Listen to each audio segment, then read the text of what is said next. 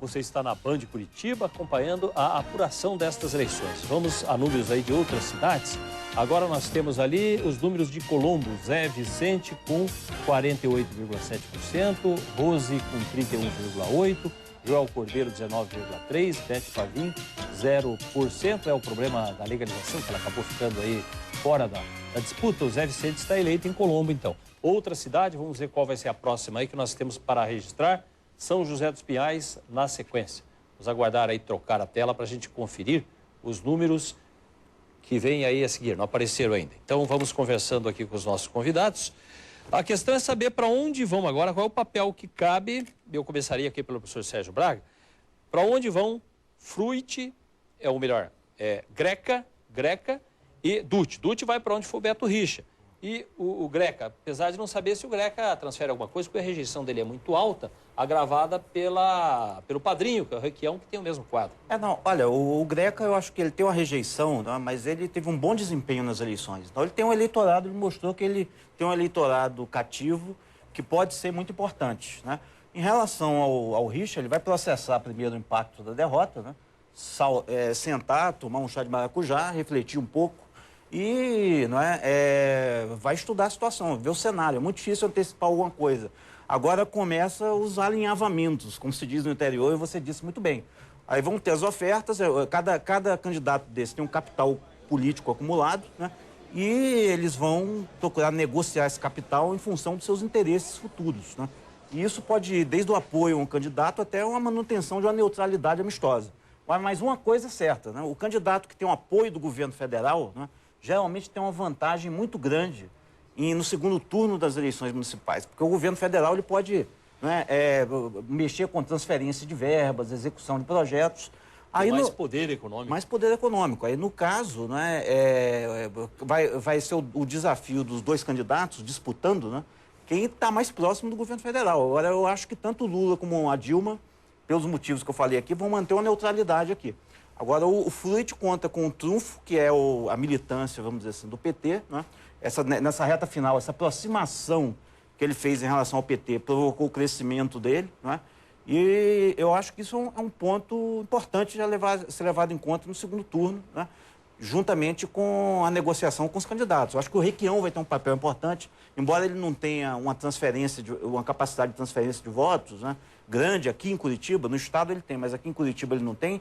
Ele vai ter um papel importante porque ele bancou o Greca dentro do PMDB, né? Muitos setores do PMDB queriam bloquear a candidatura do Greca dentro do PMDB.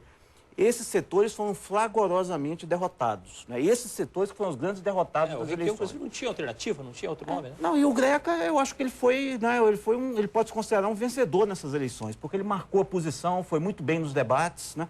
E eu acho que ele tinha, vamos dizer assim, ele ressuscitou politicamente nessas eleições, né? E pode negociar aí uma secretaria, né? Um cargo mesmo no governo federal, porque ele tem um capital político muito forte. Então eu acho que ele deve usar esse capital e fez uma boa campanha, teve um excelente desempenho na campanha eleitoral, né? Números novos, vamos conferir aqui então. Nós estamos nesse momento, o Ratinho Júnior com 34,07%. 34,07%. Para o Fruit, 27,24%. O Dutti, 25,75%. Continua mantendo a dianteira, o Fruit, e mantendo a proporção também. E já estamos no final, realmente, agora.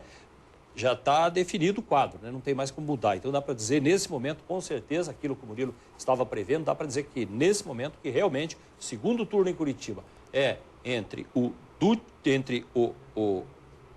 Fruit e o Ratinho. Entre o Fruit e o Ratinho. O Rafael Greca com 10,4%. 10,4% são os números. Por favor, peço a confirmação dos nossos colegas. Quanto falta para serem apuradas ainda? 0,12 a serem apurados. Já dá para dizer realmente que é isso aí. Segundo turno entre Ratinho e entre Fruit. Temos algum repórter para chamar nesse momento? Como é que está aí com a nossa produção? Temos agora São José dos Pinhais. Vamos conferir então os números de São José dos Pinhais. Cetim, 40,4%. Depois, segundo, Rodrigo Rocha Loures, 26,3%. Depois, Ivan Rodrigues, 25,4%. e doutora Carla, 7,8. 7,8 são os números. Vai o Cetim, então, liderando lá 40,4% em São José dos Pinhais, os números que temos aí. Mais alguma cidade para confirmar? Perguntamos aqui a nossa produção. Ou vamos para Pinhais, então. Temos Pinhais aí com números novos também. Vamos conferir lá na tela. Luizão com 93,7. Está eleito Luizão do PT, 93,7. O Flávio com 5,3 e José Martins com 0,8, definida a eleição em Pinhais. São os números que vão chegando. Temos aí agora Ponta Grossa. Vamos conferir na tela, então, os números de Ponta Grossa, que também já deve ter, nessa altura, a eleição definida, o novo prefeito definido. Não apareceu ainda na tela, daqui a pouquinho nós confirmamos. Segundo turno para Ponta Grossa. Segundo turno para Ponta Grossa com Marcelo Rangel, 33,4 Marcelo Rangel, e Péricles do PT com 32,4. O Márcio Paulic ficou com 30,01, Leandro com 3,8, são os números. Segundo turno entre Rangel e Péricles é o resultado para a cidade de Ponta Grossa definido. É o que nós temos por enquanto, daqui a pouco temos aí números novos. Algum ponto aí, eu não tinha falado ainda com o Daniel nesse retorno, disso tudo que você observou, Daniel, alguma coisa aí a se destacar do comportamento do eleitor? Bom, dois aspectos que gostaria de destacar. Primeiro, no que diz respeito aí às possíveis composições para o segundo turno, Curitiba viveu um fato muito curioso, que os 4 candidatos mais bem votados são de partidos da base aliada do governo federal. Mesmo o Dutti, que é do PSB, embora aqui, regionalmente, ele está coligado com o PSDB, como em Minas, né, o Márcio, em Belo Horizonte, que foi para a Vitória, Márcio Lacerda, que é do PSB e que também, lá no caso, coligou-se com o grupo do Aécio. Mas, no plano federal, todos são da base do governo federal. Então, isso, de fato, gera uma expectativa muito interessante sobre a atuação dos principais atores, particularmente Lula e Dilma, nesse segundo turno, e mesmo nas composições. Por exemplo, se lá em Belo Horizonte o Márcio Lacerda confirmar a vitória no primeiro turno, então resolve-se o problema da aliança PSDB em Belo Horizonte. Quem sabe o PT não se reaproxima de Eduardo Campos, que é o presidente nacional, e isso possa ter alguma interferência aqui em Curitiba. Da mesma maneira, a questão de São Paulo. O Ratinho Pai vai ter um papel importante no segundo turno de São Paulo. Quem sabe isso possa ter alguma interferência na eleição aqui de Curitiba. Então, penso eu que os próximos passos aqui, nessas 3 semanas de disputa do segundo turno, elas vão ser decididas num âmbito que envolve muitas peças desse tabuleiro da política nacional. Professor Sérgio? Agora, um ponto que deve ser ressaltado é que se espera uma campanha de alto nível aqui no segundo turno, né? Acho que os candidatos têm excelente oportunidade de fazer uma campanha de alto nível, né? O Ratinho Júnior mostrar que realmente tem novas ideias, tem projetos para a cidade consistentes, e o Gustavo Frutti não precisa nem falar, né? Ele tem todas as qualificações intelectuais, né? E tem uma trajetória, um patrimônio político que faz com que ele seja, né, um candidato amplamente credenciado para discutir projetos, né? Então, eu acho que todos os 2 candidatos devem evitar a baixaria, porque toda campanha sempre tem aquele subterrâneo, né? Sempre tem aqueles laranjas que ficam disparando campanha negativa pela internet. Então, eu acho que tanto o Gustavo Frutti como o Ratinho Júnior devem tomar muito cuidado com esses falsos amigos, né, falsos aliados, e aproveitar a campanha eleitoral para fazer uma campanha de alto nível, né, dar o exemplo para outras cidades, onde candidatos que tenham divergências, né, podem debater alto nível entre si projetos para a cidade, execuibilidade de projetos, políticas públicas, né, para falar em uma palavra. Né? Murilo Hidalgo, esse é o ideal, que haja um nível excelente. Mas o problema é que você não controla, toda a campanha tem um setor da bandidagem da campanha. Está ali para isso mesmo. Muitas vezes até no fogo amigo atrapalha mais do que ajuda, mas que existe, é difícil controlar. E a impressão que eu tenho que numa campanha de 3 semanas que não vai ter nem comemoração. Eles vão terminar essa comemoração, vão fazer muito barulho hoje à noite nas ruas, vai ter carreata, provavelmente isso vai acontecer. Mas na hora que acabar a festa, não dá nem tempo de ter ressaca, porque tem que começar a trabalhar, são 3 semanas. Eu não tenho dúvida, Vili, que o segundo turno ele é completamente diferente, ele vai ser com muito menos festa na rua, com muito menos cavaletes dos candidatos a vereador, que colocavam muito, é uma campanha completamente diferente. Eu acho que vai ser, como eu já disse, uma campanha extremamente eletrônica, onde os programas de TV, os debates e as entrevistas vão decidir. Só vou discordar dos companheiros de mesa aqui um pouquinho, quanto à questão federal e à questão estadual das próximas eleições. Eu acho que a questão 2014 vai prevalecer muito agora, vai depender muito da decisão do governador Beto Richa.